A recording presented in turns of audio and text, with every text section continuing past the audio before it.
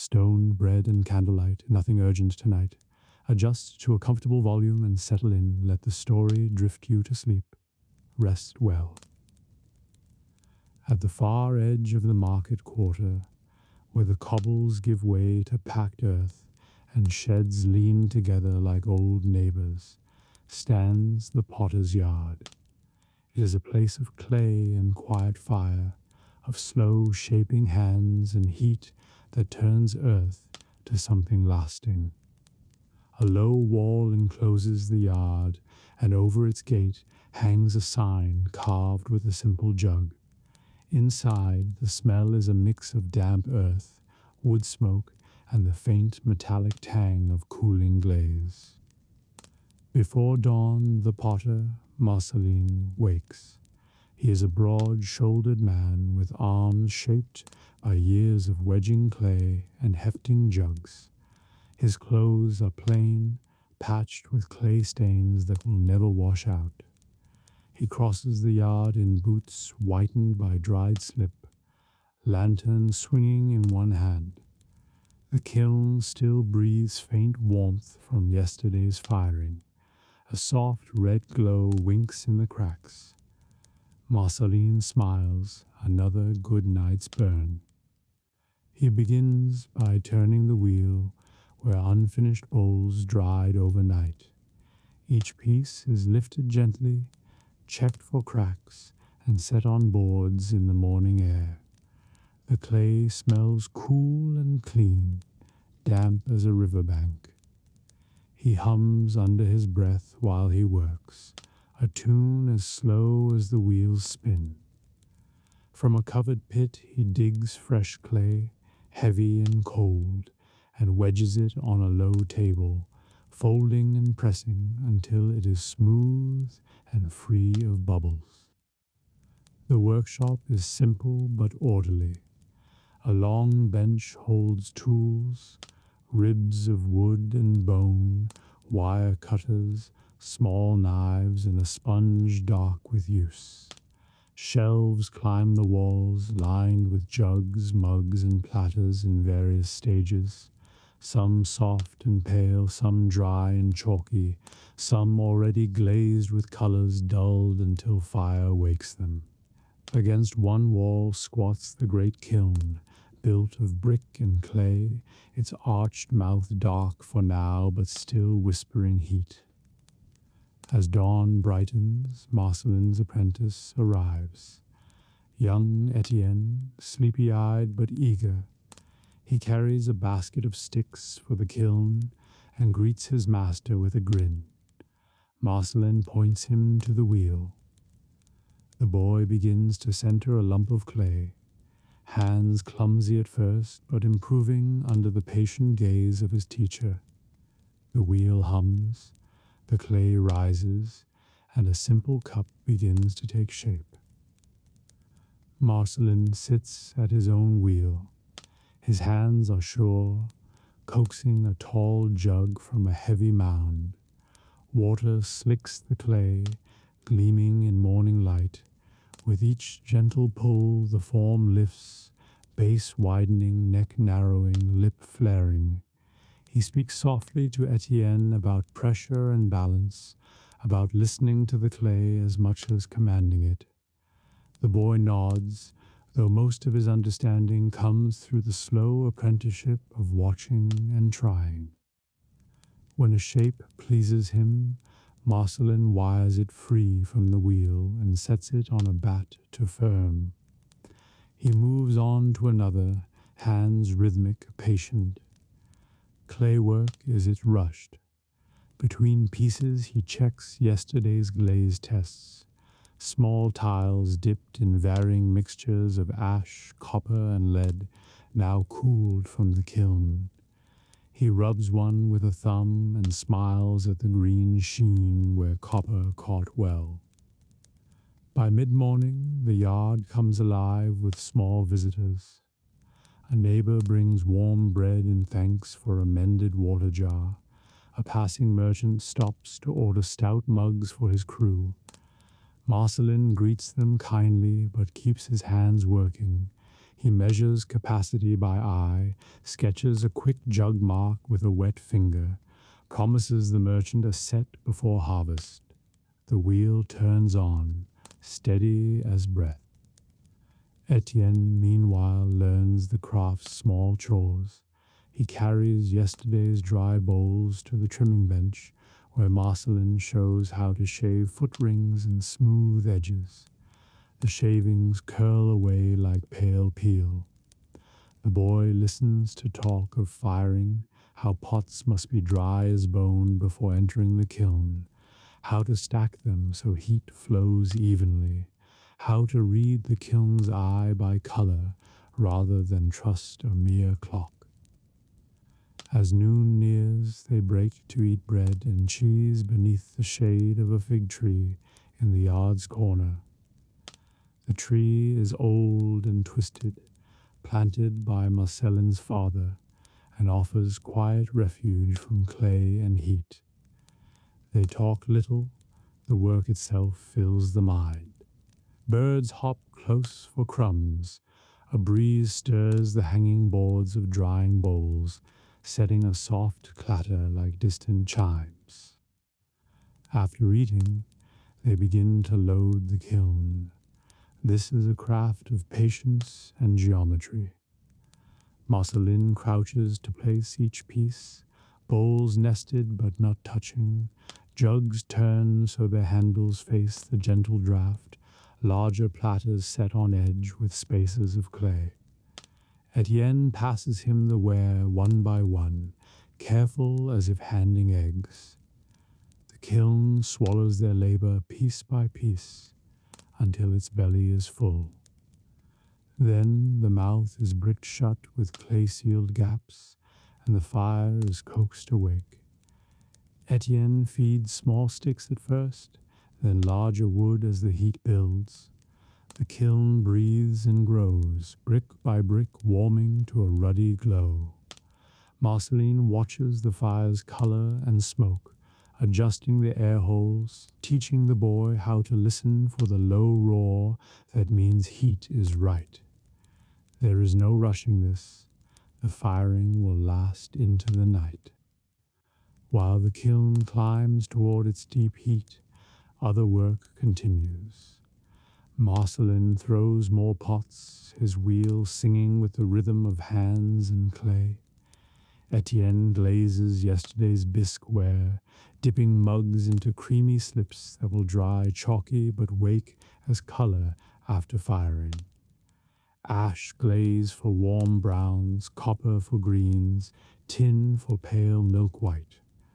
The boy experiments with a single tile, sneaking a swirl of two colors. Marceline notices, but only smiles. Customers return in afternoon light. A farmer needs a butter crock. A young couple wants a simple jug for wedding wine. Marceline listens, measures with his hands, promises. Some barter with eggs, some with coin, some with a day's wood for the kiln. The yard is part shop, part meeting place. News flows with trade. Someone mentions a good harvest of barley, someone else a coming festival. Work and life weave easily here. The kiln grows fierce as dusk nears. Its mouth pulses orange behind the sealed brick. Heat presses the yard with a dry breath, and the smell shifts from wood smoke to something richer, almost sweet, clay transforming under fire. Marceline stirs the flames with a long iron and peers into the peephole. The pots within glow cherry red, their shapes soft with heat but strong with promise. He nods, satisfied. Etienne tends the woodpile, learning the rhythm. Slow feeding keeps heat even, sudden flame and warp or crack. Marceline explains how the fire must climb and then hold, how to read the kiln's cone of heat by watching a slender rod of clay bend at the right temperature. The boy's face shines with sweat and pride. This is knowledge passed more by doing than by words. Night deepens. Stars wheel over the yard, and the kiln still roars softly, alive as a great beast. Marcelin and Etienne take turns feeding wood, sitting near the glow between shifts. They speak quietly of clay veins in the hills, of glazes that surprise, of pots that fail and teach humility. Marcelin tells of his father's first kiln collapse and how they rebuilt better. The boy listens wide-eyed, warmed by story and fire alike. Sometimes neighbors stop by, drawn by the glow. A cobbler brings ale and stays to watch a while, swapping gossip. A baker's wife brings sweet rolls for the long night. Children peer through the fence, marveling at the dragon breath of flame. The yard becomes a little festival of its own, quiet but companionable. When the firing reaches its peak, Marcelin closes vents and lets the heat soak deep. He knows by feel and by sight when enough has been done. Then the long wait begins. The kiln must cool slowly, sometimes a day or more, before it can be opened. The night fire is banked to coals. The roaring beast sighs down to a steady hum. They sit together on low stools, watching sparks climb into the dark. Etienne nods with weariness but pride. Marcelin smiles and lets him doze, cloak pulled around his small shoulders. The master keeps watch, listening to the kiln's settling cracks, the gentle night sounds beyond the wall, an owl, a distant dog, the river's hush. This is a potter's vigil, neither lonely nor hurried. When the boy wakes, stars have paled and the kiln breathes only warmth. They bank the last coals and go inside the workshop to sleep on cots near the clay bench. The room smells of earth and smoke and work well done. Marcelin writes a few notes in his ledger: clay from the south pit, wood from Rule's yard, glaze mix that took green well, and sets his quill aside. Morning will bring the joy of opening, breaking the clay seal, lifting each cooled piece into light, marveling at colors and strength, grieving quietly for any cracked or warped. But that is tomorrow's pleasure. Tonight, or what is left of it, belongs to rest. Marcelin stretches out on his cot, hands behind his head. Etienne curls in a ball, exhausted but happy. The kiln's faint heat keeps the chill at bay. Beyond the yard, the town sleeps, unaware of the quiet transformation happening here. Mud becoming vessel, craft becoming permanence. As sleep claims the potter, he thinks not of profit but of use, of water carried, bread stored, wine poured, flowers held. He thinks of homes lit by the shine of his glazed bowls, of children drinking from sturdy cups, of weddings and wakes where his work will serve. Fire and earth, guided by patient hands, will outlast the night. The kiln clicks softly as it cools, a lullaby of settling brick. In its heart, rows of pots cool in darkness, ready to join the town's quiet life.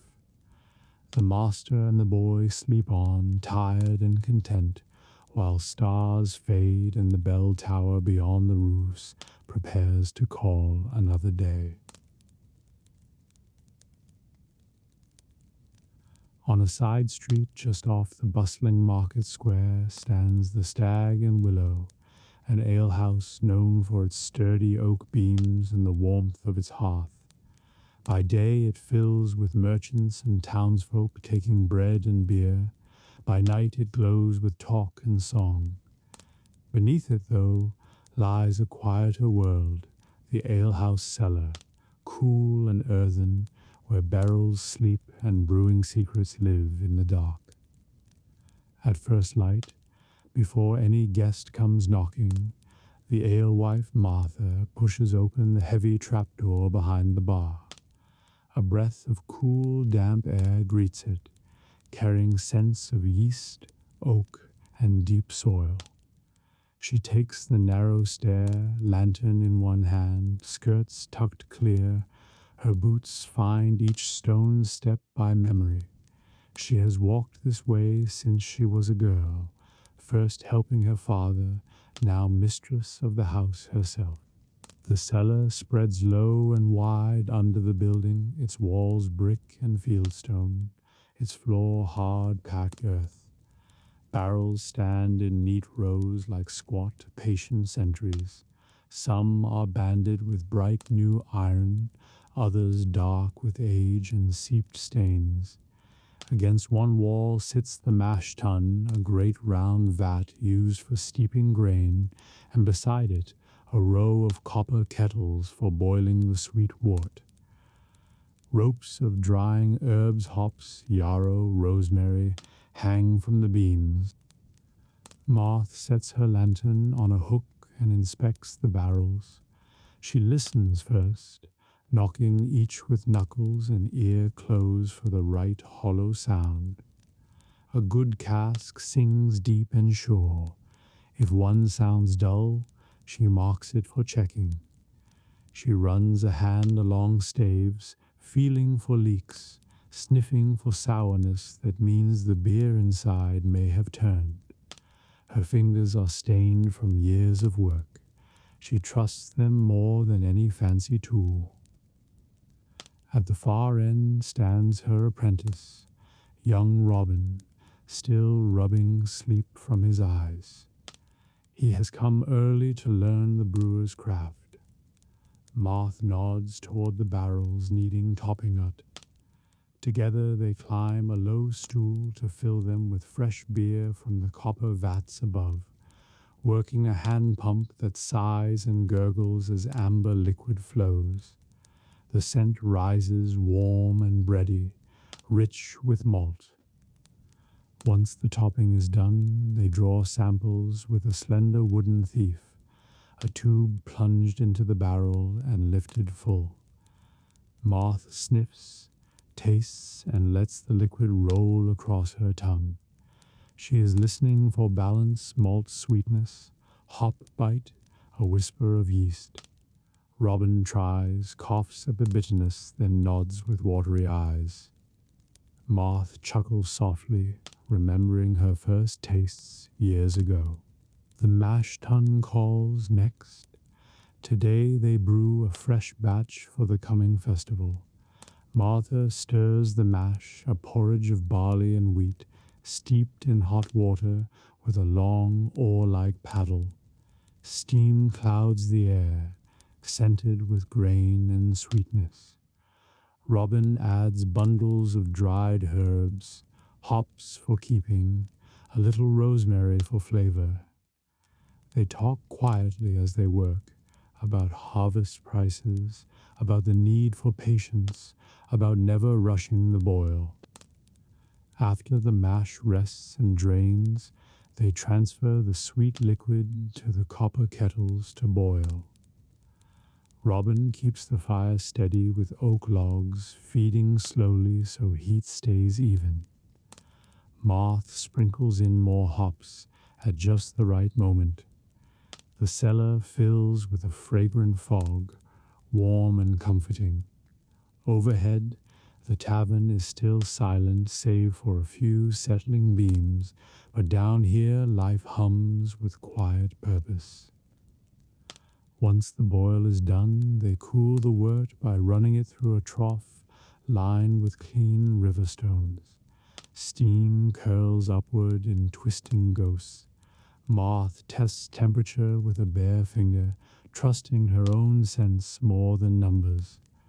When it is right, they draw it into waiting barrels where yeast has been readied. The yeast comes from a pot kept like a pet, fed and tended each week. Robin peers in with fascination as the froth comes alive. Fermentation begins almost at once. A faint fizz, a subtle scent like bread dough and apples fills the air. Moth watches a moment satisfied. She teaches Robin how to keep the barrels loosely lidded, how to listen for the singing of healthy yeast, how to skim off froth if it grows too wild. Brewing is as much watching as doing, she says. The beer itself must be allowed to work. Mid-morning brings a delivery, a cooper rolling fresh barrels down the stairs with practiced care. He and Martha exchange greetings and a bit of gossip about a merchant's new wagon and the price of iron hoops. Robin helps guide the barrels into place, learning how to check a stave for cracks and an iron band for soundness. Tools clink softly. The cooper smells of wood smoke and pine pitch. When he leaves, Martha tips him a mug from yesterday's brew, and he drinks with a grateful nod before heading out. Soon after, the first tavern boy appears to draw beer for the day's trade. He fills earthen jugs and carries them up to the hall, where merchants and travelers will drink come noon. Moth checks his tally and warns him not to slosh, a lesson he's learned the hard way before. Robin watches, wide-eyed, understanding now how the cellar feeds the life above. Every song, every bargain, every laugh upstairs begins with the quiet work here. By midday, the cellar grows warm from the brewing fires, though its stone walls keep a gentle coolness. Martha and Robin take bread, cheese, and a jug of small beer to a bench near the barrels. They eat in companionable silence, listening to the faint bubbling of fermenting casks. Robin asks about the first time Martha brewed alone. She tells him of a batch gone sour and the long lesson it taught. Respect the yeast, keep everything clean, and never hurry. After the meal, they clean. Brewing is half cleaning, Martha says.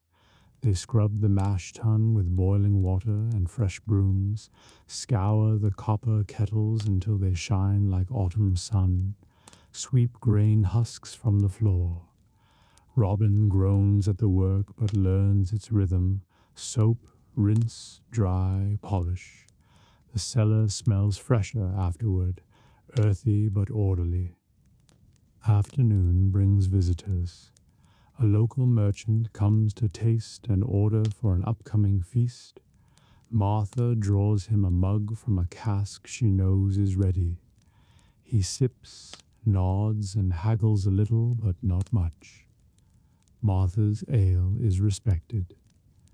A pair of traveling pilgrims stops to ask for small beer for their journey.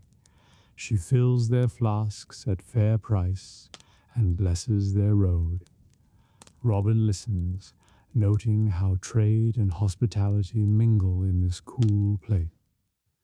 As daylight wanes, the tavern above begins to wake. Footsteps thump, chairs scrape, voices rise. The air grows warmer with cooking smells drifting down the stair. Onions frying, bread toasting, meat simmering in a pot. Moth smiles. Tonight the house will be full, and the ale must flow true. She and Robin tap a few ready barrels, driving spigots with a mallet, testing flow and clarity. Amber streams smooth and steady into test mugs. They drink small sips to check taste. When the first guests arrive above, the cellar grows busier. tavern boys run up and down with jugs. Marth keeps a careful tally with chalk on a board.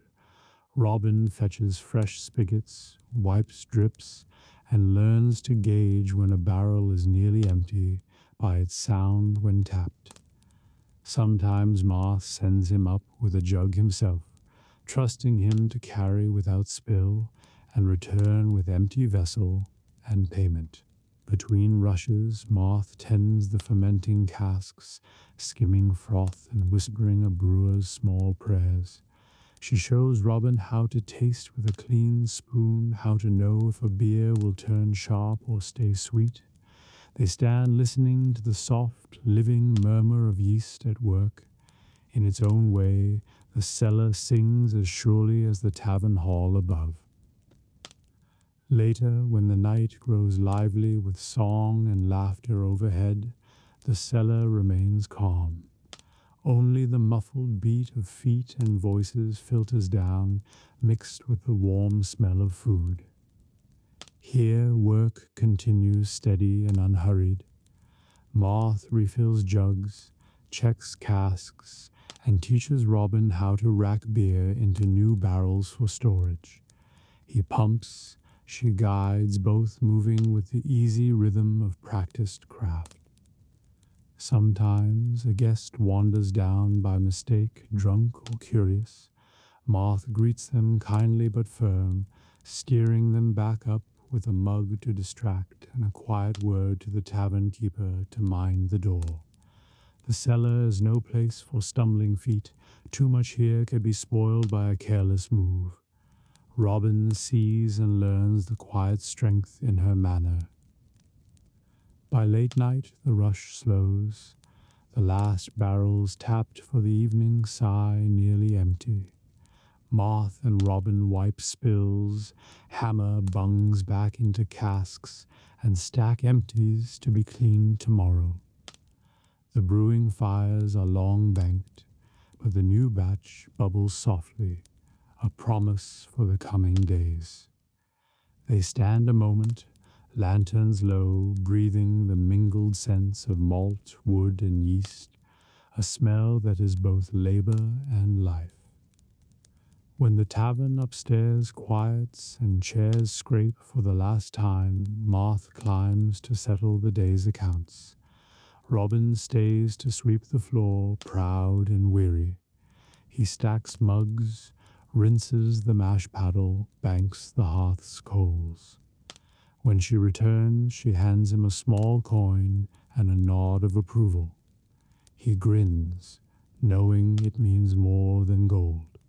They close the trapdoor at last. Above, the tavern sleeps with its scent of spilled beer and cooked meat. Below, the cellar rests cool and alive with slow fermentation. Barrels line the dark like silent guests waiting for their turn at the feast of life. The brewing tools hang neat, the fires are out, and the yeast works on unseen. Marth steps into the night, Robin trailing. The street smells of damp stone and the faint echo of song. Stars gleam over roof lines, and the bell tower stands dark against them. Tomorrow the brewing will go on. Grain to mash, fires to tend, barrels to fill. Tonight the quiet cellar dreams under the alehouse, a cool heart beating beneath laughter and story. Tucked near the river where water runs steady and clean, the town bathhouse keeps a warm heart through every season. From outside it looks plain, a long timber hall with a low roof vented to let steam escape in soft plumes. Yet as one draws near, the scent of hot water and herbs drifts out to meet the street, and a quiet murmur of voices joins the river song. Here townsfolk come to wash away dust and weariness, to share small talk, and to find a little warmth when days grow cold. At first light, Mistress Heatherwise, keeper of the bath, unbars the wide oak door. She is brisk and practical, with a linen kerchief over her hair and arms bare to the elbow. Her husband is already outside drawing water with the help of a mule and a great wheel. Buckets rise glistening from the river and pour into troughs that feed the stone-heated cauldrons. Steam begins to curl upward as fires are coaxed to life beneath the copper kettles. Inside, the bathhouse smells of wood smoke, soap, and damp timber. The main room is long, with benches along the walls and a series of shallow tubs set on raised planks. Smaller screened alcoves line one side for those who want privacy. The rest is open, cheerful space. Light slips through latticed windows and dances on the haze of early steam. A large brazier sits in the center, glowing as it warms the air. Heatherwise begins her work. She scrubs the tubs with stiff brooms, scattering herbs into each, rosemary, meadowsweet, and thyme, to sweeten the water and soothe skin. She sets out bundles of clean linen cloths for drying, hung on pegs within reach. Wooden stools are placed near each tub, and a row of sandals stands ready for bare feet to slip into. Her husband stirs the cauldrons, testing heat with a long paddle. They work wordlessly, a dance practiced by years of mornings. Soon, the first visitors arrive, an elderly cooper with aching knees, a midwife weary from a night's delivery. Two miller's boys splash with flour. They greet Heloise warmly and pay their coins before setting cloaks on pegs. One by one they step into the steam-filled room, sighing as heat and scent embrace them. The cooper eases himself into a tub with a groan that melts into relief. The midwife wraps her hair in a cloth and settles gratefully, closing her eyes. The bathhouse hums quietly as more arrive. A baker's wife with flour on her sleeves, a journeyman tanner still faintly smelling of hides, a pair of traveling merchants glad for a proper wash. There is laughter but gentle, muted by steam. Voices rise and fall with the splash of water. Some talk of weather and market prices, others simply rest, eyes half closed, letting warmth chase away the ache of work. Heatherwise moves among them with a bucket and ladder, offering more hot water or a dash of scented herbs. She checks fires beneath the kettles and adds wood where needed. Her husband carries cooled river water in yokes to temper the tubs if they grow too hot. The room fills with fragrant mist, the scent of clean skin and rosemary rising as subtle music. At one side of the hall is a small table for barbering and minor care. Today a traveling barber rents the space. He trims hair, shaves faces, and even lances a small boil for a grateful farmer. Heloise keeps his basin filled and his towels warm. Children watch, wide-eyed, as razors flash and steam curls around the quiet work. Mid-morning is the busiest. Women cluster in one corner, washing hair with ash soap and laughing softly. Men soak in deep silence or talk in murmured tones of harvest and trade. A pair of pilgrims, their boots caked from long miles, sigh with bliss as they ease into heat for the first dive in weeks. Heloise offers them bread and small beer while they wait for tubs to cool enough to enter. Hospitality is part of the bath's crafts. In an alcove, a mother bathes the infant in a shallow basin, crooning lullabies that mingle with the hiss of water. The baby's laughter rings bright for a moment before quiet returns. In another corner, two old friends scrub each other's backs with linen cloths, telling stories of the town when it was smaller and the fields came closer to the gates. Outside, the river keeps bringing fresh water. The mule turns the wheel with steady patience, and the cauldrons bubble. Heloise's husband skims foam and keeps fire steady. He adds fragrant herbs from a small garden behind the bathhouse, mint, sage, lavender, tied in bundles that float like small boats on the cauldron's surface. Steam rises thick and white into the morning sky. By noon, the first wave departs, leaving coins and thanks.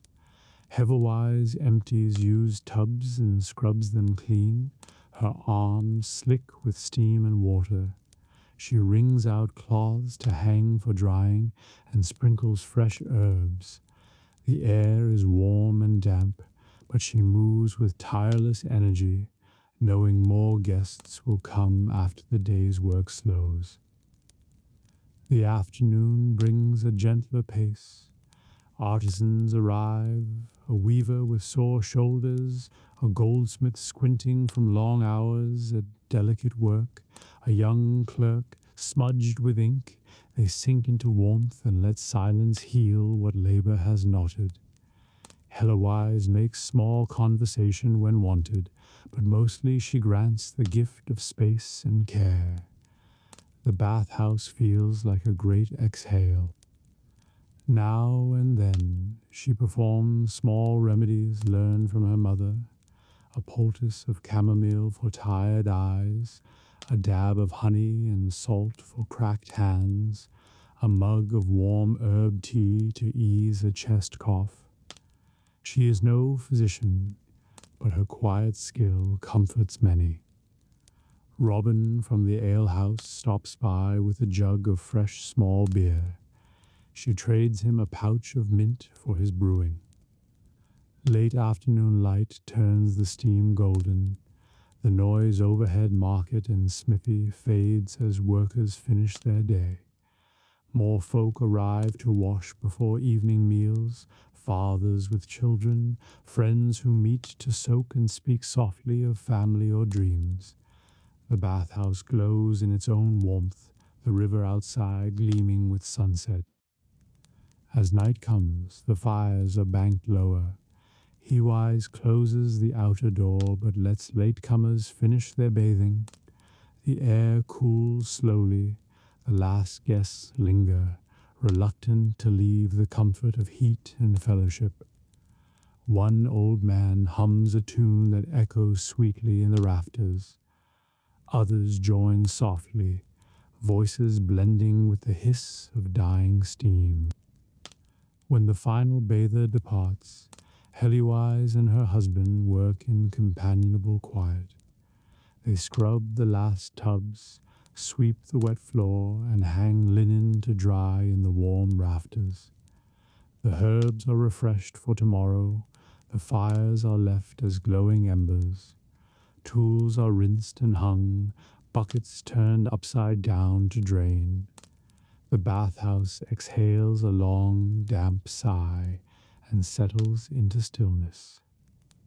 Before leaving, Heavywise stands in the doorway, lantern in hand.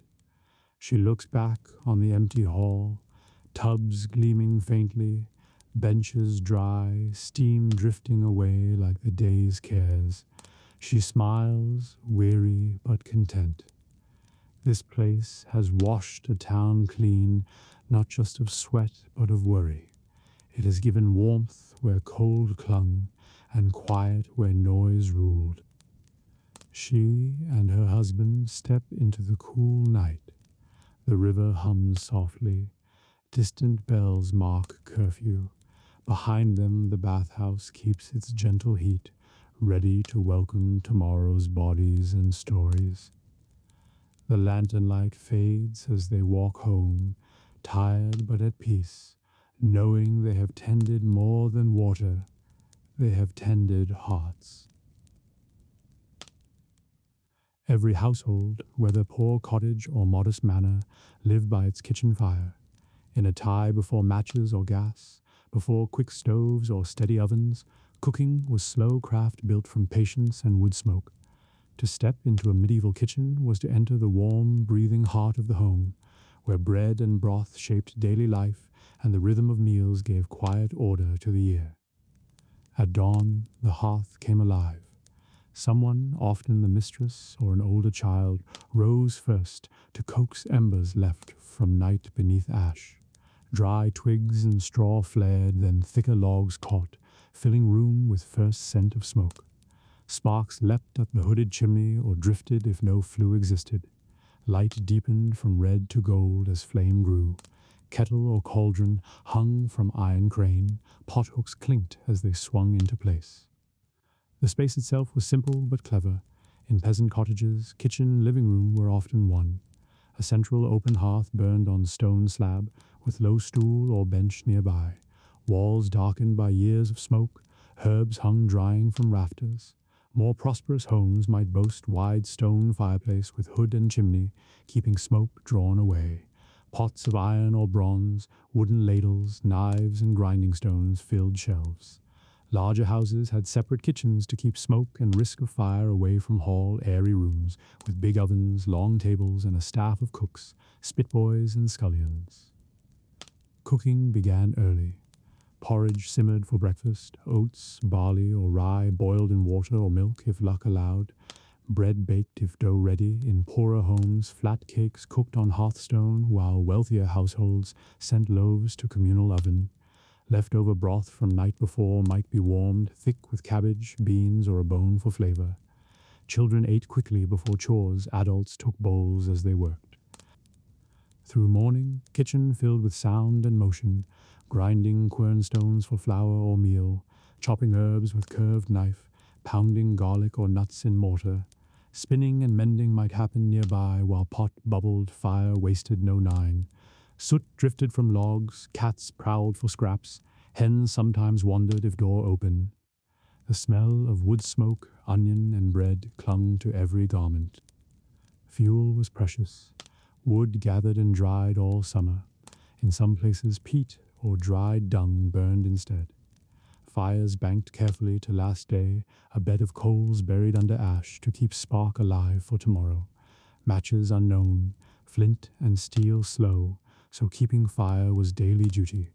Wealthier houses kept multiple hearths, boiling, baking, roasting on spit turned by boy or dog-powered wheel. Midday meal, dinner, was main feast for ordinary folk. Thick pottage with whatever garden gave, leeks, kale, turnips, beans, bits of salted pork or bacon if family had pig, fish on Fridays and fast days, eggs when hens obliged, herbs bright in flavor, parsley, sage, thyme, dill. Bread was constant companion, dark rye for poor, lighter wheat if field good. In summer, fresh cheese and fruit might appear, in winter, preserved apples or dried peas. Wealthier kitchens bustled with more, roasting spit laden with beef or venison, pastry pies filled with rabbit, pudding steamed in cloth, delicate sauces of wine and spice. Cooks were skilled artisans, their rank high in household. Scullions scrubbed pots blackened from endless fire. Spitboys sweated turning heavy meat day long. Stewards checked stores, salt barrels, smoked hams, sacks of grain, imported pepper dear as gold. Seasons dictated everything. Spring brought greens, first milk, eggs after winter lean. Summer gave abundance, berries, fresh vegetables, full dairies, but required drying and pickling for lean times. Autumn busiest, slaughter of pigs, curing bacon and ham, storing apples and nuts, brewing beer. Winter meant careful rationing, reliance on salted and dried foods, and long, slow stews to warm, cold rooms. Festive cooking transformed kitchen. For saints' days or weddings, great breads braided and sweetened, pies spiced and decorated, mead and ale brewed stronger. Neighbors might gather to help slaughter and roast whole animals. Ovens filled day and night. Children darted underfoot, stealing bits. Minstrels or priests might drop by for taste and blessing. Hygiene and fire danger were constant worry. Sparks could leap to thatch, buckets of sand or water kept ready, ash swept daily but soot built thick on beams, water fetched from well or stream, sometimes carried far, made every wash effort. Yet kitchens kept surprisingly orderly. Knives hung neat, grain safe from mice, herbs labeled by habit. Conversation filled space. Women shared gossip while kneading dough. Men repaired tools by hearth. Children learned recipes by watching, repeating chants or prayers believed to bless bread. Tales told of saints who multiplied loaves or cursed spoiled beer. The kitchen was classroom and living room as well as workshop. Evening meal. Supper, lighter but comforting. Leftover pottage thinned, bread toasted on hearth, small cheese or cured meat sliced. Candles or rushlights lit room with soft gold, smoke curled up as night deepened. After eating, ashes banked, pots scoured with sand or lye, scraps given to animals. Family might sit a while by fading coals, talking or praying. For travelers and strangers, the sight of kitchen fire meant welcome. Hospitable homes offered broth and bread. Monasteries fed pilgrims from great refectories linked to their own busy kitchens. Even the poorest cottage would share pottage if guest appeared, believing charity holy. Though humble, the medieval kitchen was stage for life itself. Birth and healing, feasts and famine, love and quarrel, prayer and laughter. Its smoke rose each day, tying earth's labor to body's need. So when imagining medieval home, begin here at the kitchen hearth, where slow fire and quiet skill turned grain to bread and simple labor to warmth. It was the heart that kept family alive through long centuries, one steady meal at a time.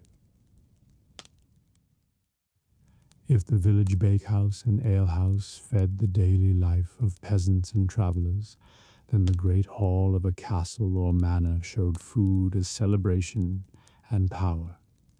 To step into such a hall on feast night was to walk into light and warmth beyond ordinary measure.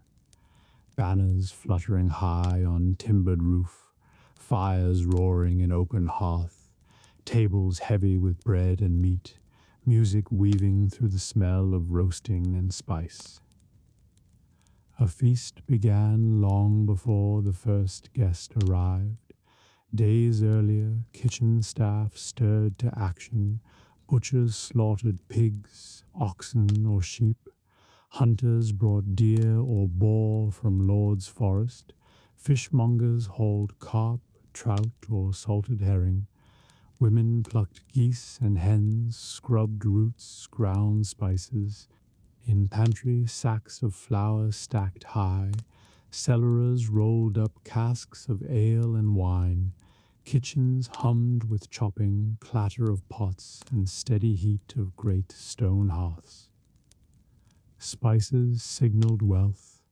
Pepper, cinnamon, ginger, saffron, costly and precious, were weighed carefully from little boxes. Even a pinch could transform plain broth to luxurious. Sugar, rare and white, sweetened subtleties, delicate molded sweets shaped like castles or beasts. Honey thickened sauces, almonds ground to milk for fast days. The cook, often highly skilled and respected, planned courses like a quiet general of taste. On feast day morning, hall was dressed for glory. Rushes swept clean and sometimes strewn fresh with herbs for scent. Tapestries hung to block draughts and show scenes of battles or saints.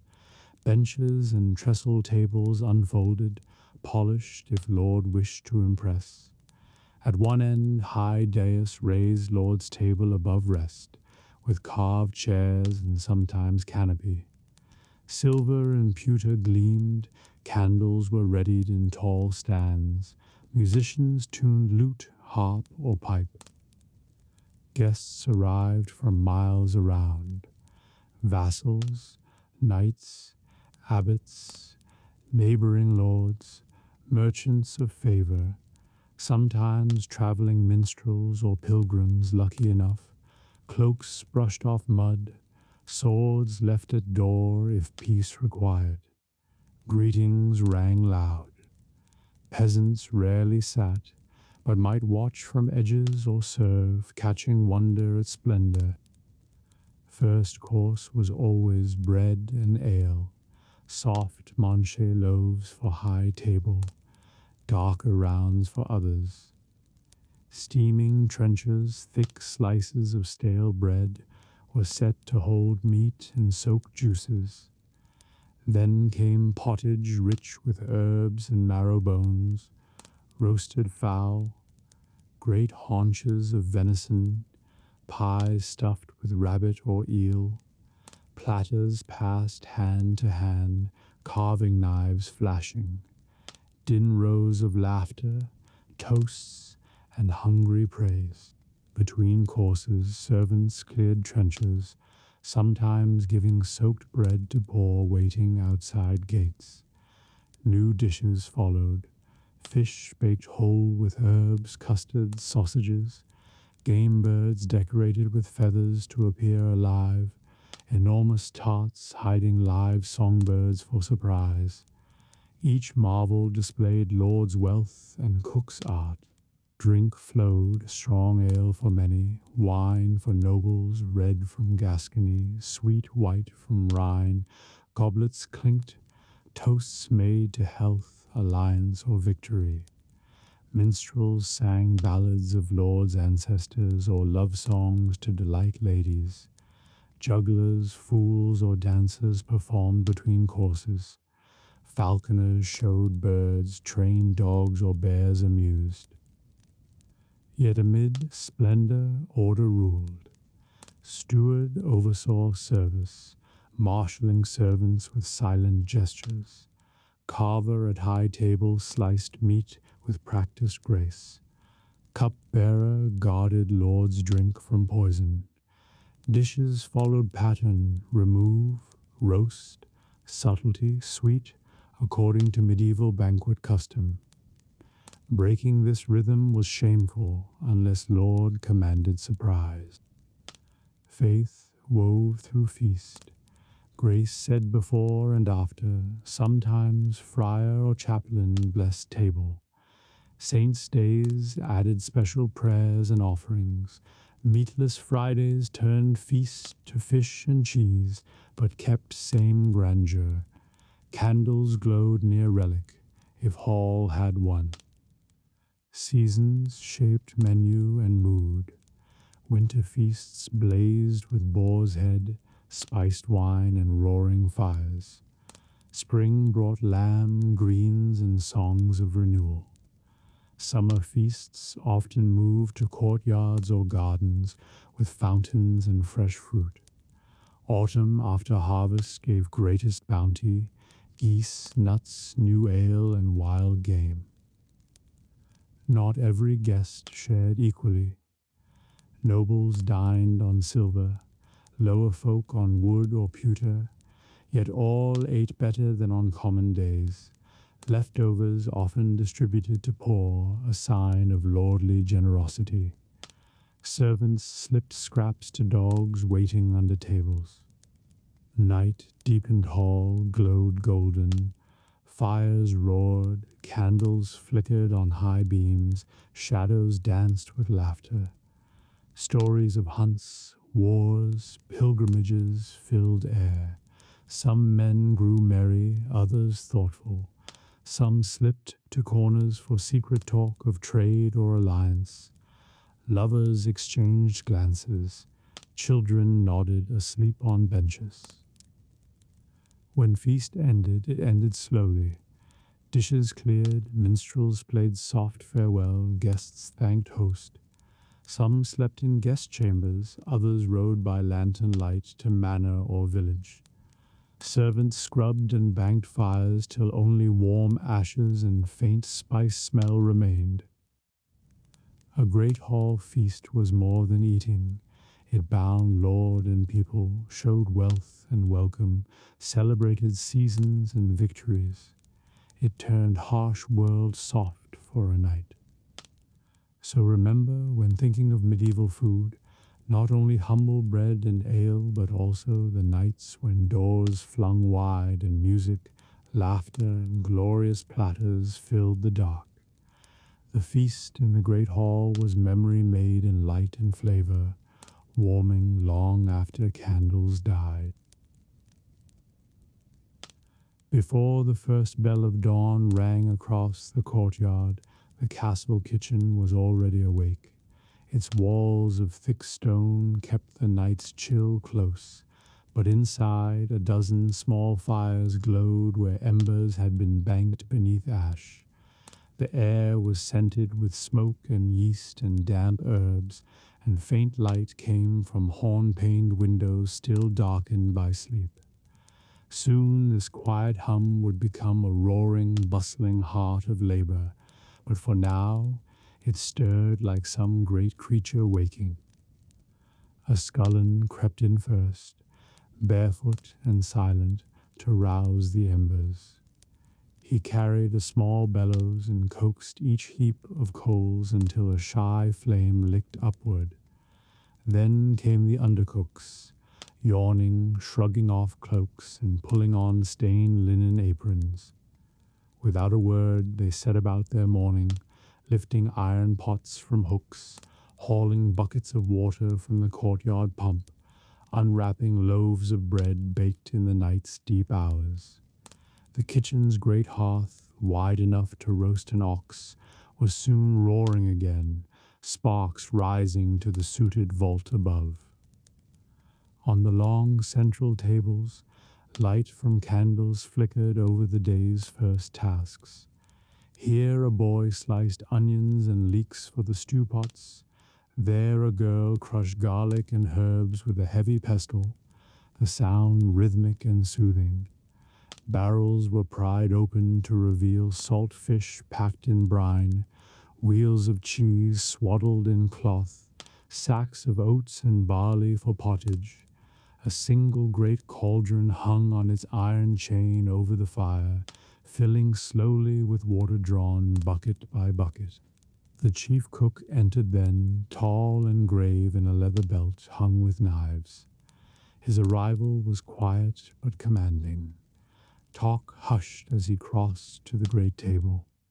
He smelled the broth from last night, nodded once, and began issuing orders. Bread to be sliced for the household breakfast, porridge stirred and sweetened with honey, eggs to be boiled for the Lord's morning board. He inspected herbs, tasting here, sniffing there, his face unreadable but keen. Soon the kitchen woke fully.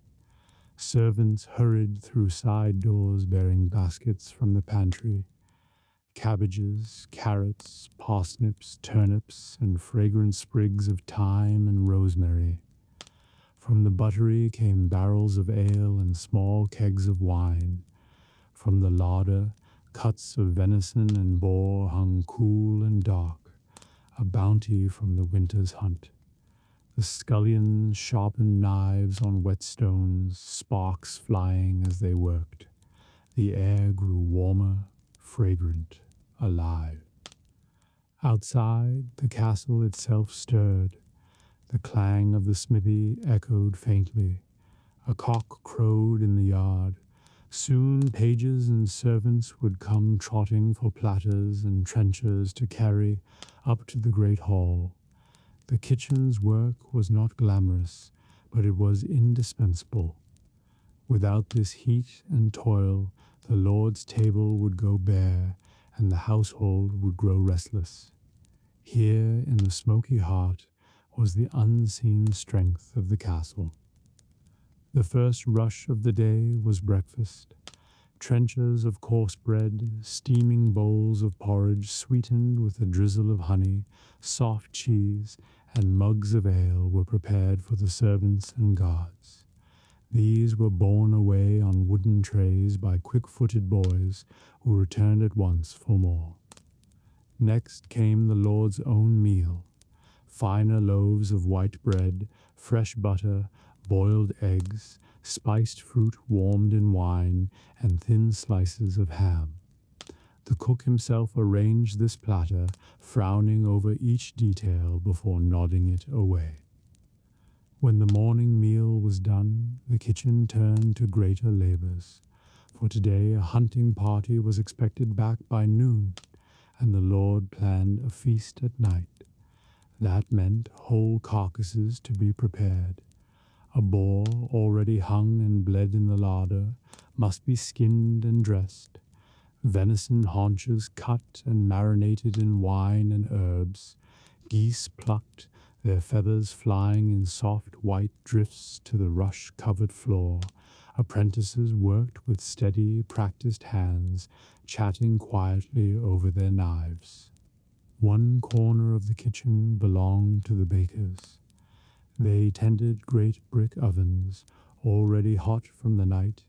Here dough was kneaded and folded, rolled into loaves, and slid into the glowing mouth on long paddles. The scent of rising bread filled the air, sweet and warm, a comfort to all who labored.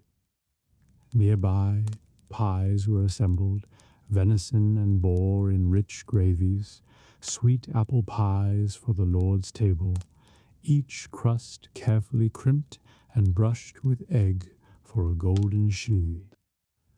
Another corner was the realm of sweets. A young apprentice hovered over pans of honey and nuts, stirring slowly lest they burn. Almond milk was being ground for fine custards. Cinnamon and cloves, rare and costly, were measured out with reverence. The cook's assistant tested syrups with a drop on his nail, frowning until the thread formed just so. These delicacies would be brought out only at the feast's end, sweet and shining beneath torchlight. By midday the kitchen had become a roar of motion and sound. Fires blazed hot, cauldrons bubbled and spat, knives flashed as fish were cleaned, herbs chopped, meat scored and salted. The air was thick with scent. Wood smoke, roasting fat, wine, onions, herbs. Laughter rose from the scullions now and then, quickly hushed by the cook's sharp eye. Dogs nosed about, but were chased off with broom and shout. In one corner a boy pumped the great bellows to keep the main hearth roaring.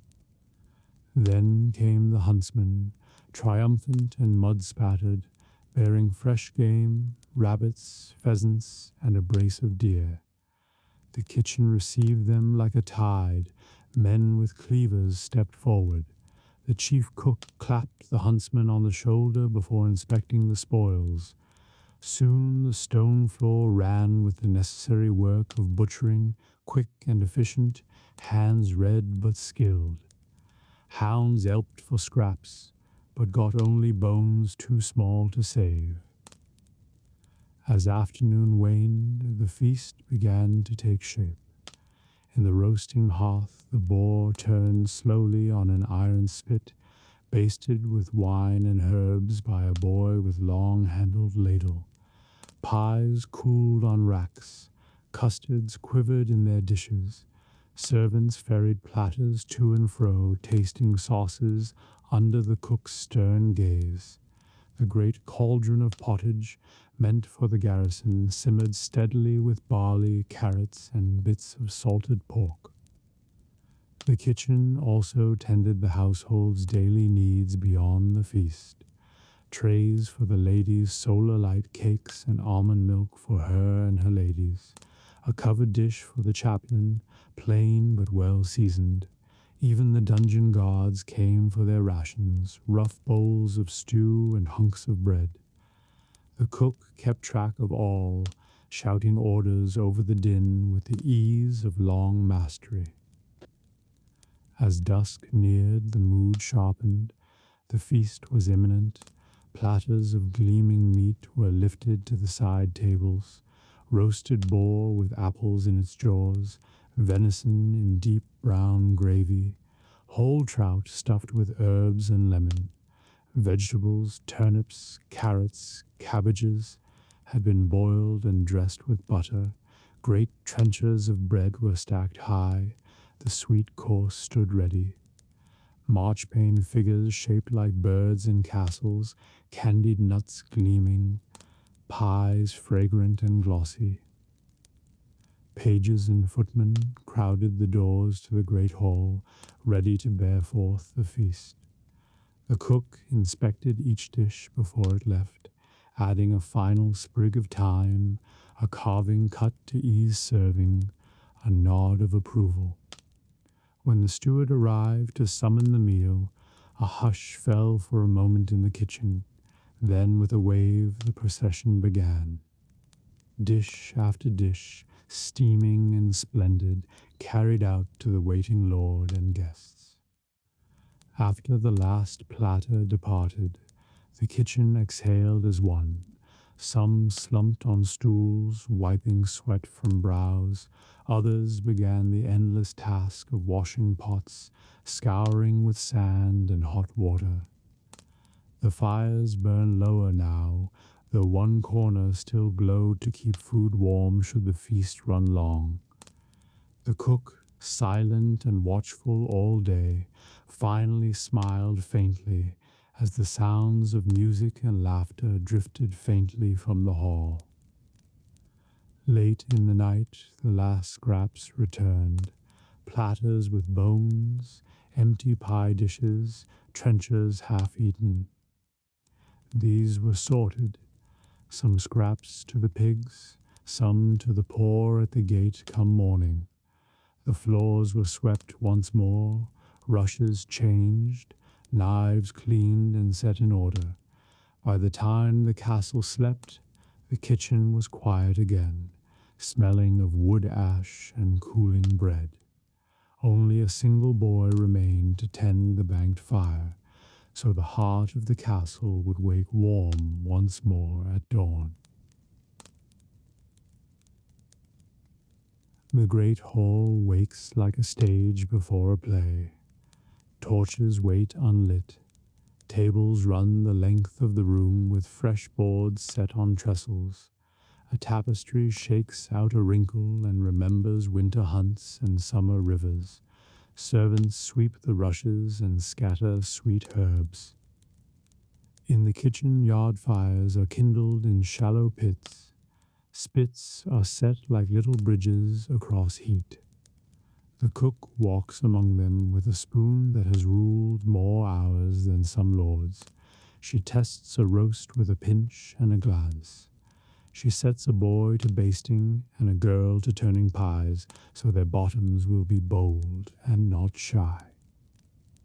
The steward counts platters and cups, pewter for common tables, silver for high table.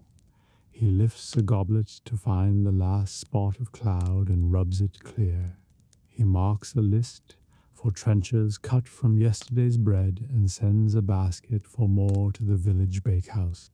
Carts arrive with the field's best, greens crisp from water, carrots like torches, onions with their paper crackle. A honeycomb shines in a frame that looks like a small window into summer. The gardener stands proud and lets others do the talking. A boy from the river brings fish laid on wet moss. He names the pool where each was caught. He accepts a heel of bread and a cup of small ale. He bows to the cook as if she were the river's sister. She hides a smile because cooks enjoy being honored as kin to good water. Inside the hall, the trestles gain cloth, and then bowls, and then knives. A sprig of green sits at each place, not luxury, invitation. The minstrels tune quietly and choose songs that are to be heard while food is chewed. The steward tests a bench by sitting. The bench approves and keeps its own counsel. Roasts come in with a brief parade of steam. Pies arrive with brave lids. A cauldron of pottage is set on a sideboard where spoons can learn the taste before bowls commit. Platters of fruit shine like a small orchard at harvest. The hall smells like a farmer's pride dressed for court. Guests arrive in waves. Tenants with good boots and clean faces. Neighbors who helped with hay. Travelers who happened to pass and were told to stay. High table gathers the household with room left for those who worked hardest in the week. The lord and lady enter last and greet the kitchen with a bow before any other. Grace is spoken without argument. Bread is broken into as many hands as it'll reach. Bowls make the journey from pot to mouth with the right sort of patience. The hall learns the music of eating, a murmur like bees that have agreed on the direction of a field. A child at low table releases a laugh that springs into the rafters. The minstrels catch it and fold it into a reel that makes feet light. A man tells a story about a sheep who refused to cross a bridge and saved 6 people by insisting on another path. The hall votes to believe the story, and that makes it true. The steward watches for trouble and for hunger hiding behind shyness. He sees a woman who has outreached twice and sends a plate with roast and greens to her elbow as if the table itself had grown generous. He sees 2 boys nudge too hard and places between them a dish of pickles that demands cooperation. Second courses roll like a soft tide, a rabbit pie with thyme, roots roasted with honey until they shine, a custard that trembles and then stands brave, a bowl of berries with cream that looks like a cloud let down from its labor. Cups are lifted not for boasting, but for thanks. The Lord rises and thanks the fields by name, and the hands by number, and the ovens by temper. He invites the minstrel to sing of bridges and ferries and roads that return people safely. The song is simple and keeps its feet on the floor. People hum without meaning to. A juggler shows his practice. 3 apples, 4 wooden balls, 1 bright egg that no one expects. He finishes with the egg unbroken and returns it to the cook, who approves because eggs belong to kitchens and not to tricks. The hall enjoys the lesson. Toward the end, a quiet is made for those who worked since before dawn. The steward sets a table near the door with the best of what remains. The kitchen crew comes in with shy steps and full smiles. The hall stands for them as for a passing procession. They eat with the satisfaction of tools that know they were used well. Trenchers are gathered. Bones go to a pail for broth. Scraps go to a pail for pigs. The floor is swept and herbs scattered once more. The hall returns to its clean self with a speed that would surprise anyone who had not seen it before. The last light leaves the braziers, and the tapestries drink the shadows. The steward closes his book and thanks the bench again because gratitude wears well. The cook checks the fires and banks them. The last cup is washed and set upside down to dry. Night breathes through the empty hall. Echoes rest on beams like birds that have flown enough. Tomorrow will bring another table or another hunger. The hall is ready for both. When dawn spills pale light across the village, a different rhythm begins to sound.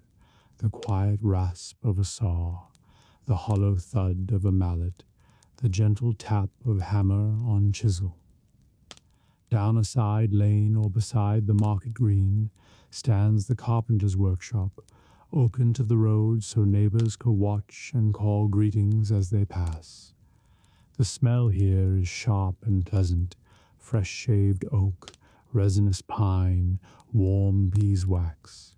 This is the place where timber is coaxed into houses, carts, tables, doors, and countless tools that make medieval life possible. Carpenters hold a special place in the village. Stone is slow and costly, timber is everywhere. A skilled hand could raise a barn in days, repair a bridge after flood, craft the wheels that keep trade rolling. Lords respect them, peasants rely on them, and churches call them to build roofs that shelter prayers. The carpenter's day begins while mist still hangs on fields. He sweeps sawdust from yesterday, sets out tools in patient order, and checks wood stacked under shed roofs to season. Moisture is a quiet enemy. Boards must dry months before use, else they warp and split. He runs hands over beams, feeling grain and weight, listening for creaks that warn of hidden rot. His tools are simple but precise.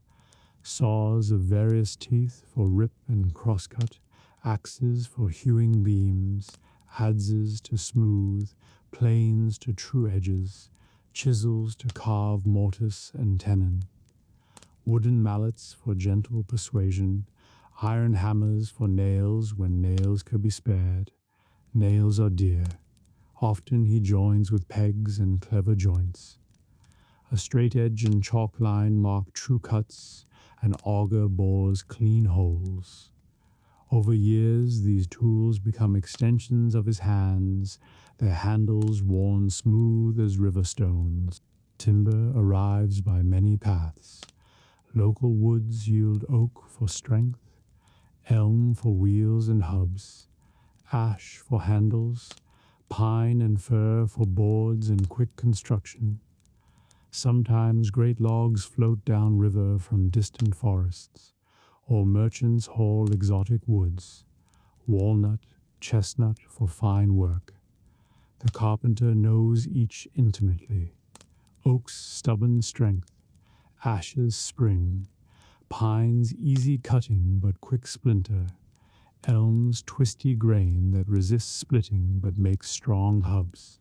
Today, perhaps, a farmer arrives, hat in hand, needing a new plow handle or repair of broken cart shaft. The carpenter listens, nods, and measures with quick eye. Soon mallet and chisel ring out as he shapes fresh wood, fitting iron straps and dowels.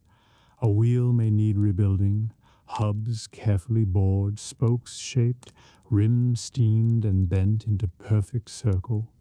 The blacksmith will later shoe the rim with iron, but wood is the carpenter's domain. Another customer might be the village priest, wanting new pews or a crucifix carved for chapel. A merchant comes seeking sturdy chests to guard cloth. A brewer needs fresh barrel racks. Work flows from every trade. Few can prosper without the carpenter's bench. Payment may be coin, but more often is barter. Grain, ale, cloth, or promise of help when he raises a roof. In some towns, carpenters band together in guilds that guard secrets and set wages. Apprenticeships last years. A boy learns first to sweep and fetch, then to saw straight, then to join timber tight. He studies grain, moisture, weight, and the endless varieties of joinery. Dovetail, mortise and tenon, scarf and bridle. A master tests him with a finished piece, perhaps a small chest or door built flawless and true.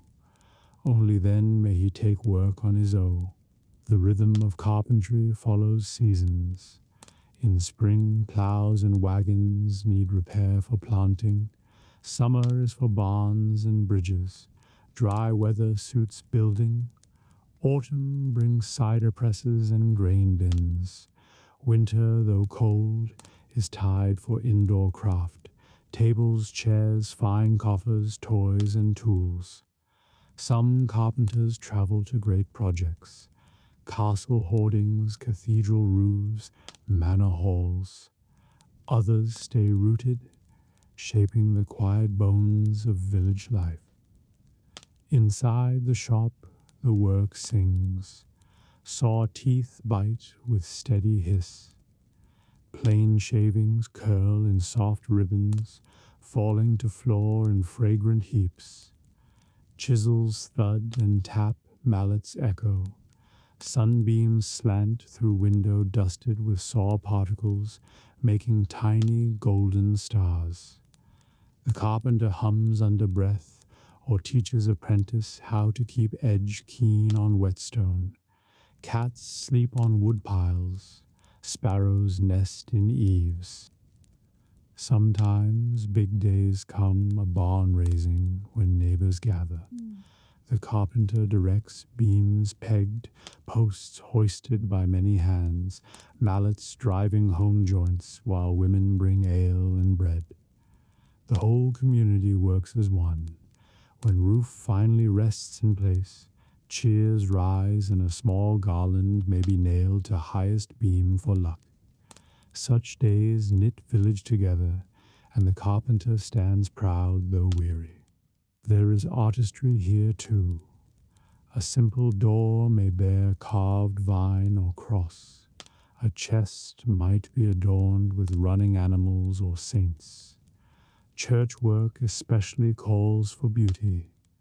Choir stalls with curling foliage, rude screens laced like lace in oak. Some masters travel far for these commissions, their names whispered in admiration. Yet even the humblest village carpenter may let his hand wander into ornament, leaving signature of craft in unseen corner. Faith touches wood. Carpenters often claim Saint Joseph as patron. A small image may stand on shelf, dusty but respected. Before raising roof or cutting beam, some whisper blessing or cross themselves. Wood seems alive. Treating it well feels near to prayer. Dangers lurk quietly. A saw can slip. A beam can fall. Nails split wood and fly. Splinters infect. Blades bite deep. Heavy timbers crush feet. Apprentices learn caution. Tie back hair. Keep hands behind saw. Never stand under lifted beam. Still, accidents happen and scars are common. Evening finds the shop calm, perfumed with resin and shavings. Tools are clean, blades wrapped, planes oiled. The carpenter sweeps slow circles, enjoying hush after long day. Outside, children play with scraps fashioned into toys. A customer comes late for finished stool. They chat while fireflies wink in dusk. Though chronicles praise stone castles and great cathedrals, most medieval life stands on timber houses, barns, bridges, carts, ships' frames, furniture, doors, wheels. Each passes under carpenter's careful hand. Without him, travel stalls, trade falters, homes collapse. His craft is quiet but everywhere. So when you picture the Middle Ages, remember this small workshop, beams stacked, saws whispering, mallets knocking. Here a man shapes forests into shelter and tools, one careful cut at a time. The carpenter's bench is the heartbeat of wood in a world built by hand. Beyond the buses of market and guildhall, at the edge of a rising cathedral or city wall, lies a world of dust and ringing iron, the stonemason's yard. Here, under open sky, men shape the bones of medieval cities, carving silent stone into arches, towers, and saints that will outlast generations. It is noisy, patient, and strangely reverent work. The yard begins at dawn. Mist still clings to half-built walls, and cold dew darkens blocks of limestone or sandstone stacked like a giant's playthings. Apprentices sweep yesterday's chips into piles, fetch fresh water, and set out mallets and chisels. Masters arrive soon after, their aprons already dusted white, eyes scanning today's plans, tracings on smooth boards, parchment drawings pinned under stones, or full-size templates scratched on plaster tracing floors. Stone arrives from distant quarries on slow carts. Horses strain under weight. Chains groan as blocks are slid down ramps. Each stone marked by quarrymen, chalk letters or mason's marks to show size and quality. Foreman inspects for flaws, hidden cracks, and doom a vault years later. Good blocks sorted by use. Heavy ashlar for walls, fine grain for carving, strong, dense stone for piers. Workspaces sprawl like outdoor workshop. Each mason claims a banker waist-high stone bench where he works. There he places block, chooses tool, and begins to shape. Mallet strikes chisel with steady rhythm, tock, tock, tock, echoing through yard in slow music of craft. Chips fly, dust rises pale in morning light. Tools are simple but many. Point chisels rough out bulk. Tooth chisels leave grooved surface. Flat chisels smooth. Mallets of beech or hornbeam drive force. Compasses and rules mark measures. Plumb lines and levels check true. Wooden templates trace curves of arch or leaf of capital. Every master carries set of tools wrapped in leather, treasured and well kept. Hierarchy shapes yard. Master mason oversees design and structure, mathematician, artist, engineer. He calculates thrust of arches, weight of vaults, safe height of walls. Beneath him, journeymen do skilled carving and setting. Apprentices haul stone, sharpen tools, learn by imitation. Each hopes to one day carve masterpiece or earn mark on great project. Some stones are mere blocks for walls, others bloom into art.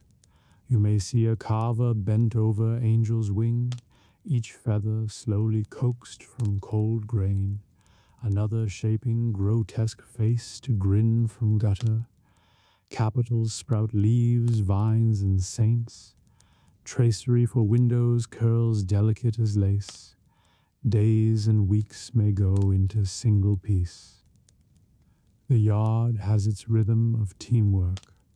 When a vault rises, cranes and treadwheels hoist shaped stones skyward. Setters on scaffolding guide each into place with shouted orders and guiding ropes. Below, masons cut keystones to perfect wedge. A mistake high up can crack arch, so master checks constantly. Noise blends with talk. Masons swap news of guild, fair wages, safe quarries. They tease apprentices, sing ballads between hammer blows. Some whistle to pace strokes, others work in quiet meditation. Dust coats hair and beards white, leather aprons stiff with lime and sweat. Food breaks simple.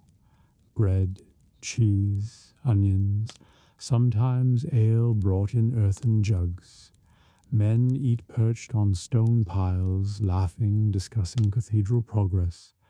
Master may sketch next stage in dust or on board while they chew. Evenings see tools sharpened and stored. Some go to tavern, others home bone-tired but proud. Faith underpins labor. Each morning some yards pray before work, especially on great churches. Builders see themselves raising house for God. Even those not devout feel awe. Many scratch small cross on stone before final strike, hoping for strength and safety. Saints of builders, often St. Thomas or St. Blaise, invoked quietly. Seasons bring challenge. Winter freezes stone and numbs fingers. Fires burn in braziers, but dust turns to icy paste. Summer bakes yard until sweat runs and lime burns skin. Rain halts little unless torrential scaffolds slick, but work pushes on. Great works can take lifetimes. Patience is part of every mason's soul. Guild rules protect craft. Only trained masons may cut stone, secrets of geometry kept close. Journeymen carry mason's mark, personal symbol chiseled on each finished piece, both signature and record for pay. These marks still spotted on ancient cathedrals today. Pride runs deep. To carve a vault rib true or sculpt saintly face is legacy. Many know their work may stand long after they die, anonymous but enduring. Some masters leave name on cornerstone, most leave only mark and silent strength of wall. Evenings the yard quiets but doesn't sleep. Cats prowl among chips. Night watchman tends brazier. Sometimes master stays late with lamp, drawing next flying buttress or daring spire. He dreams shapes no one yet built, trusting hands of his men and patience of stone. So when you look at a medieval cathedral or castle, remember this dusty yard, the clang and chatter, white-haired craftsmen guiding young hands, designs traced full scale on floor, and blocks patiently tamed into beauty. It was a world of labor and quiet genius, giving shape to dreams in enduring stone. Before first light, the streets near the market square are silent except for the faint slap of water against cobbles where someone has emptied a bucket. As the sky pales, a new sound stirs. The creak of shutters, the rustle of bolts of cloth being lifted from storage, the muted thud of looms slowing to rest after a night's work. In towns across medieval Europe, there is usually a cloth hall or weaving quarter, a cluster of workshops and long open halls where wool and linen, sometimes silk, become garments, banners, sails, and riches. Cloth is life. It warms bodies, marks rank, fills coffers. Kings levy taxes in cloth. Guilds guard its secrets. Distant lands crave fine Flemish wool or Italian silk. A peasant's coarse tunic and a bishop's glowing cope both begin as fiber spun and woven. Behind these fabrics lies a world of hands, colors, and endless quiet labor. The day here begins early. Weavers often work by candlelight before dawn, the gentle clack of treadles and shuttles echoing in still streets. In a small workshop, a man or woman pushes shuttle through shed, beats weft into place, presses foot on treadle to lift next set of warp threads. The rhythm is steady and hypnotic. Clack, thump, clack, thump. A song of labor that neighbors know as well as church bells. Outside, merchants arrive with wagons of raw wool from nearby sheep pastures. Great bales, greasy and smelling of lanolin, are unloaded. The first step is washing and carding. Women and children often help, scouring dirt and grease in warm water, then combing fibers into smooth, airy rolls. Spinners sit at wheel or simple distaff, twisting fiber into strong thread. Spinning is slow but constant. Every household contributes, and whole streets may hum with wheels. Once yarn is ready, it must be dyed if color is desired.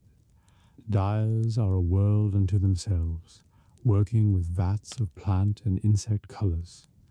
Woad gives blue, madder, red, weld, yellow, oak galls, black. Rare imported cochineal or kermes yield brilliant crimson. Saffron and indigo come from far-off lands and cost dearly. The dyer's yard smells sharp and strange, part garden, part alchemy. Cloth or yarn hangs dripping from poles, wind whipping vibrant banners in the air. Apprentices tread vats barefoot to press color deep, hands stained blue or red for weeks. Dyeing is secretive and regulated. Recipes are guarded. Guilds enforce rules. Some plants must be prepared with stale urine or fermented solutions. Heat and timing matter. A poor dyer ruins precious wool and risks guild wrath. Yet when done well, colors sing. Deep blues fit for nobles, warm russets for townsfolk, sunlit gold for merchants' wives. The cloth hall itself is a long covered building, often in the market square. Inside, bolts of finished cloth are measured, inspected, and sold. Guild inspectors, sometimes called searchers, check weave tightness and thread count. Defects bring fines. Excellence earns reputation and higher price. Merchants from distant cities walk the aisles, fingers trailing over smooth broadcloth or fine linen, bargaining in murmured French, Italian, or Low German. Scales and measures clink, scribes tally transactions, coins change hands in quiet ruster. Merchants from distant cities walk the aisles, fingers trailing over smooth broadcloth or fine linen, bargaining in murmured French, Italian, or Low German. Scales and measures clink, scribes tally transactions, coins change hands in quiet ruster. Around this central hall cluster many smaller trades. Fullers pound cloth in water and soap to thicken it, trampling or hammering rhythmically. Shearmen trim nap to smooth finish. Tailors cut and stitch. Embroiderers add gold and silk. Dyers reheat vats. Carders comb fleece. The whole quarter smells of wet wool, dye plants, soap, and sweat, with sweet wafts from bakeries or alehouses nearby. Guilds rule the world. To weave in town, one must join the Weavers' Guild. To dye, the Dyers' Guild. To finish, the Fullers' Guild. They set wages, protect secrets, care for widows and apprentices. Guild banners hang bright during festivals, and their processions fill streets with proud craftsmen, each bearing tool of trade. Young apprentices serve 7 years or more before earning right to call themselves master. Exams may include weaving a perfect sample or presenting a dyed length of cloth without flaw. For apprentices, life is long hours of menial work, winding bobbins, sweeping floors, carrying water, tending fires under dye vats. Yet slowly they learn to feel tension of warp, to hear when shuttle moves cleanly, to judge color by eye alone. A good master teaches not only craft, but honesty in measure and dealing. Cloth trade links villages to the wider world. English and Spanish sheep grow fine fleeces. Flemish towns weave them into coveted broadcloth. Italian merchants carry silks and velvets. German towns dye and finish. Caravans of bales move overland. Cogs sail with holds full of fabric. Wars are fought over wool routes. Kings court weavers for taxes and glory. A bolt of rich scarlet to equal a year's wages. A merchant may build fortune on clever buying and selling of textiles. Yet in the small workshop, life stays simple. A weaver rises, lights candle, oils loom, and works hour after hour, feet dancing on treadles, hands smooth with use.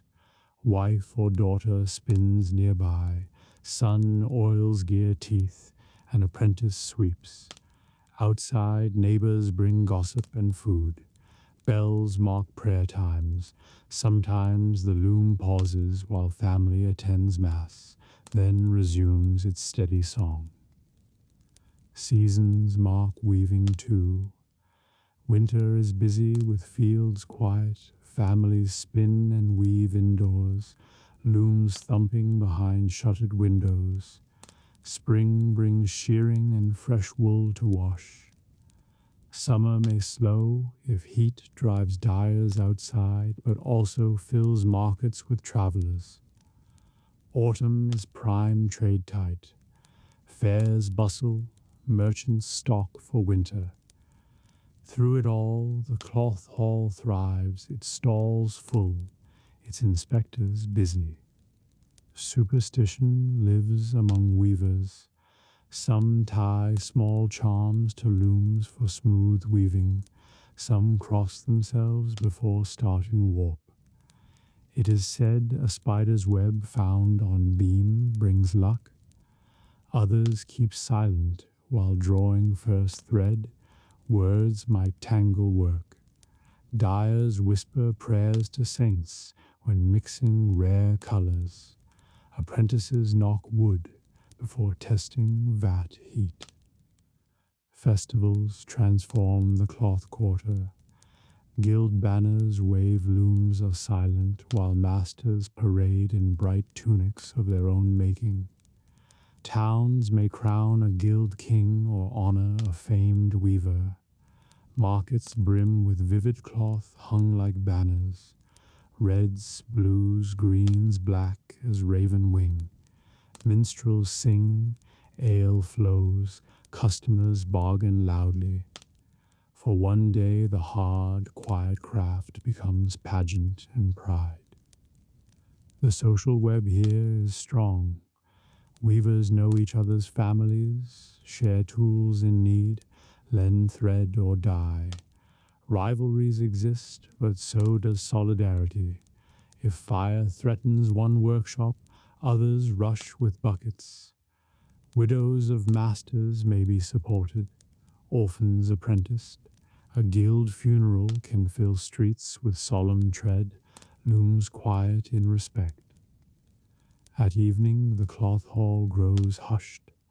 Merchants tally coins, scribes close ledgers, weavers carry finished lengths home or deliver to hall for inspection next day. Dye vats cool, steam rising ghost-like into night. The air smells faintly sweet with lanolin and herbs. Families gather to eat, some still spin by hearth light. In upper rooms, looms rest like silent animals, warp threads gleaming pale in lamplight. Though chronicles celebrate knights and kings, it is the weavers and dyers who clothe the world. Their hands turn sheep's fleece and flax stalks into beauty and warmth. They give color to processions, dignity to merchants, finery to brides, banners to armies, sails to ships. Quietly, steadily, they weave history's very fabric. So if you wander a medieval town, listen for the clack of looms and smell of wet wool, watch merchants fingering bolts in the long covered hall. Somewhere behind shuttered door, a weaver works late, shaping threads into cloth that will travel farther than he ever will. This is the humble, endless labor of the cloth hall, patient, skilled, and vital to life. The Town Watch at Night. The sun has sunk behind the gables, and the day's last merchants pull down shutters. Candles glimmer in narrow windows, and the smell of hot tallow drifts into streets cooling with night air. Then, slowly, the town belongs to a different company, the Watch. Cloaked and lantern-bearing, they move through winding lanes to keep peace, guard against fire, and remind all that the city still breathes after dark. Evening begins with curfew bell. Its slow toll echoes from church tower or town hall, summoning townsfolk indoors. Doors shut, gates close with deep groan of iron and oak. Inns and alehouses stay open longer but quieter, shutters drawn though laughter seeps out. On most nights, citizens expect to stay put. Only watchmen and late travelers stir outside. The Watch gathers in small guardhouse near gate or market square. Stone building, heavy door, bench and table within. Hooks hold spears, halberds and lanterns. Small hearth smoulders for warmth. Captain calls roll, many are townsmen doing duty by rota, some hired sergeants more seasoned. Each takes weapon, horn or rattle to sound alarm, and cloaks against damp. Lanterns lit from single hearth flame glow dim amber. Some are horn-paneled boxes, others open iron cages. They swing gently as men step into cobbled dark. Boots echo, breath smokes. At first silence, but soon watch breaks into pairs or trio, each set to patrol assigned streets, walls, or riverside docks. Tasks are humble yet vital. They check doors and shutters, ensuring none left ajar for thieves or fire. They watch for unlicensed drinkers or gamblers in corners, and for any stranger without lodging papers. They sniff for smoke where no hearth should burn so late. Fire is town's terror, able to consume whole quarters. Buckets and axes carried for first response. Walls and gates get close care. Sentinels pace battlements, lanterns shielded against wind. They scan fields for bandits, listen for hooves or carts after hours. At river, they check barges tied up, counting loads to prevent smuggling. Keys to gates hang heavy at captain's belt. Once locked, few exceptions made until dawn.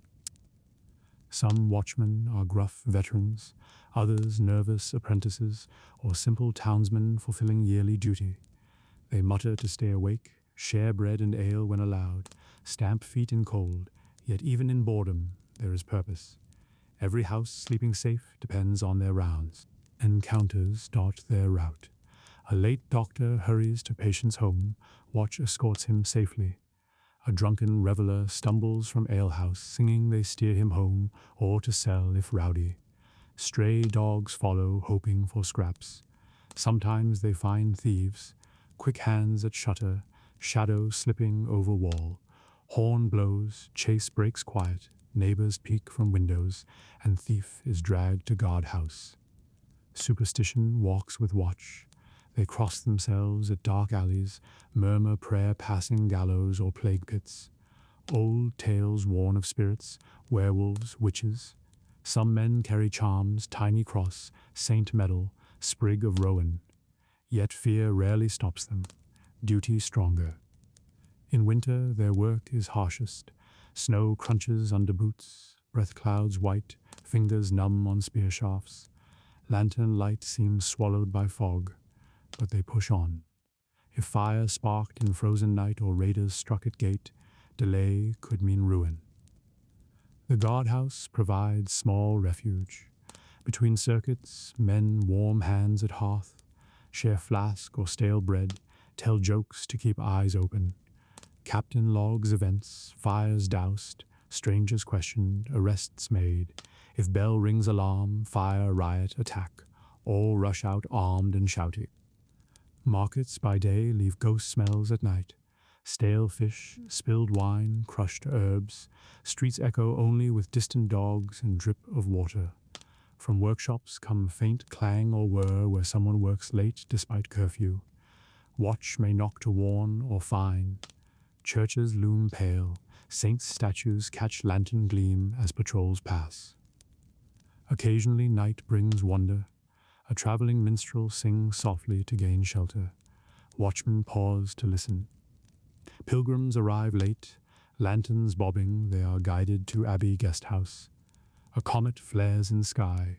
Patrol stops to marvel. Town asleep misses such moments. Only Watch sees them. When dawn finally grays sky, Watch returns weary but satisfied. Gates unbarred, merchants stir, bakers light ovens, life resumes. Captain records quiet night or small theft caught, then dismisses men home to sleep. Another band will take dusk's duty. The town watch may seem simple, yet it stood between safety and chaos. In a world without police as we know them, this band of lantern-bearing citizens and soldiers was the thin thread keeping fire at bay, guarding trade, and letting families rest. So picture them when you imagine medieval night, cloaked figures in flickering light, footsteps echoing through silent lanes, keeping unseen vigil so the city could dream untroubled.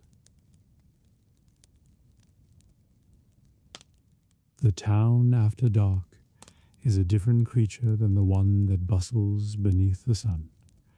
Gone are the hawkers and the clatter of carts.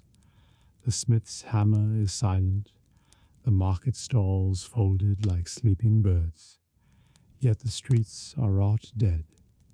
They breathe in a slower, softer way, lit by scattered lanterns and watched over by quiet feet. At the great west gate, the watchmen make their rounds. Two men in plain leather jerkins, hoods pulled up against the chill, carry lanterns whose flames throw long bars of gold across the cobbles. Their pikes tap gently with each step. They pause to check the bolts on the gate, glance toward the road that fades into moonlight, then turn back into the winding streets. Their talk is low and companionable, broken now and then by a soft laugh or the scrape of a boot. Lantern-lashed bite pools in doorways where shutters are tight, some glow warm, hinting at families still awake by their hearth's quiet talk, late mending, a mother soothing a wakeful baby. Others are dark and silent. A faint smell of bread lingers from the baker's row. Somewhere a night bird calls from the church roof. The air is cool, touched with damp from the river that runs near the lower wall. Cats own these streets after curfew. They slip like smoke from alley to alley, tails high, eyes catching lantern glow before vanishing. One perches on a barrel and washes a paw, utterly at ease. Another darts up a stair, chasing a mouse bold enough to scurry across the stone. The watchmen pay them no mind. Cats know more of night than any human and keep the grain stores safe. By the square, a lone tallow candle burns in the window of the scribe's shop. Inside, a man bends over parchment, the scratch of his quill just audible if one listens closely. He is copying a deed that must be ready by morning. His ink-stained hands move steadily in the hush. Outside, the watchmen pass and tip their hoods in silent greeting. He nods without looking up, lost in his work. The inn is quieter now, but not asleep. A glow spills through its shutters, and the low rumble of voices leaks out when the door opens. A pair of merchants leaving late stand in the lane to settle accounts, coins chiming softly. They mount their mules and ride off toward the south gate, lanterns swinging. The inn door closes behind them, and music, faint fiddle, gentle drum, floats out for a breath before dying away again. Farther on, in a crooked lane, the midwife's house shows a single bright lamp. Tonight she tends a birth. Two neighbor women wait on the bench outside, shawls tight, whispering prayers while they peer at the silent stars. Now and then a faint cry sounds from within, quickly soothed. The watchmen pass more slowly here, their faces softening. They will not knock unless called. Life and death walk together in the midwife's rooms, and the town respects the threshold. Near the river quarter, the cobbler's shop, dark by day with work, shows a tiny flame in a back window. Old Gervais cannot sleep, and so mend boots under lamplight, his needle flashing now and then. The night is his companion. He says it keeps him company better than people. A single loaf and a pot of ale stand on his bench, forgotten as he stitches. The smell of leather and beeswax floats out to the street each time a breeze nudges the ill-fitting shutters. The watchmen pause on the stone bridge that crosses the dark water. Here the town feels wide and quiet. The river slips below with hardly a sound, catching moonlight in slow silver strokes. Beyond, meadows lie pale and misted. One man sets down his pike and stretches his shoulders. The other lights a pipe, the glow tiny against the dark. They speak softly of home, of wives and children sleeping, of fields to plant come spring. Their breath hangs in the cool air. Back within the walls, the tanner's lane is silent now, though the day's sharp smells still cling. Hides hang dark and still where they swung in the afternoon breeze. A single lantern marks the night watch post. A young guard drowses there, jerking awake when footsteps sound. The older watchman claps his shoulder kindly before moving on. Night training is long and often lonely. A stray dog trots along the gutters, nose to the stones. It stops at a doorway where warm bread scent seeps through and sits hopefully, tail sweeping the cobbles. Somewhere a door opens just enough for a scrap to be tossed out, and the dog catches it with silent gratitude before vanishing into shadow. Such quiet kindnesses stitch the night together as surely as lanterns. At the heart of town, the church looms dark but peaceful. Only the sanctuary lamp burns within, a tiny steadfast light before the altar. Sometimes travelers slip in at night to pray. Tonight the nave is empty, but the great stone walls hold the memory of voices and bells, and the air smells of wax and cold stone. The watchmen bow their heads briefly as they pass. A baker's boy emerges from a side door, yawning to feed the morning ovens. He carries an armful of kindling, his bare feet silent. He nods shyly at the watchman before slipping back in. Soon the first bread will begin to bake, and its smell will drift into the streets long before dawn. Night and morning overlap here, one giving way quietly to the other. Down a quieter alley, a lamp glows in an upper window, an old scholar bent over his books. He rubs tired eyes but cannot leave the chapter unfinished. Beside him a small brazier glows, and a sleepy cat sprawls across the desk, tail twitching. The scholar mutters softly to himself and scratches another note with quill and ink. Outside, the lane holds its breath, respecting his lonely midnight study. The watch rounds are nearly done. The men return toward the gate, checking latches and doors as they go. They pause to share a flask of watered wine, warming hands at its small heat. They have seen no trouble tonight, no fire, no thief, no sudden call for aid, and for that they give thanks in their own rough way. One spits into the gutter, one whispers a prayer. Both seem content. As they walk, They pass a single candle burning low in the window of the candlemaker's house. Same shop that worked late into evening. Its glow is small now, but steady.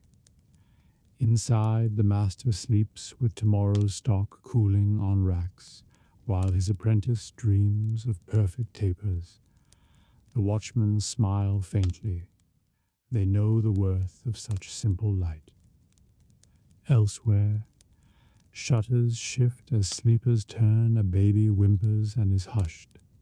An owl glides along the roofline. A faint drizzle begins, soft as breath, making the cobbles glimmer under lantern beams. The cats melt away to drier perches. The night smells suddenly of stone and rain and distant bread. At the west gate, the watchmen climb to the parapet and look out across dark fields. No riders come, no fires burn. The world seems safe for this one fragile stretch of hours. They lean on the cold stone and watch mist rise from the river, content in their duty. Below, the town sleeps on, trusting in walls and wakeful eyes. Soon the first thin light will touch the east sky, and the cocks will crow. Bakers will stoke their ovens in earnest, milkers will lead cows to the yard, and the streets will fill again with carts and calls. But for now the city rests, wrapped in its own breath, held safe by lantern glow, by careful steps, by small kindnesses unseen. The watchmen turn and begin their final circuit, lanterns swinging, boots soft on wet stone. Behind shuttered windows, dreams deepen. Cats curl tighter, dogs sigh and sleep. The rain whispers on the tiles, steady and kind.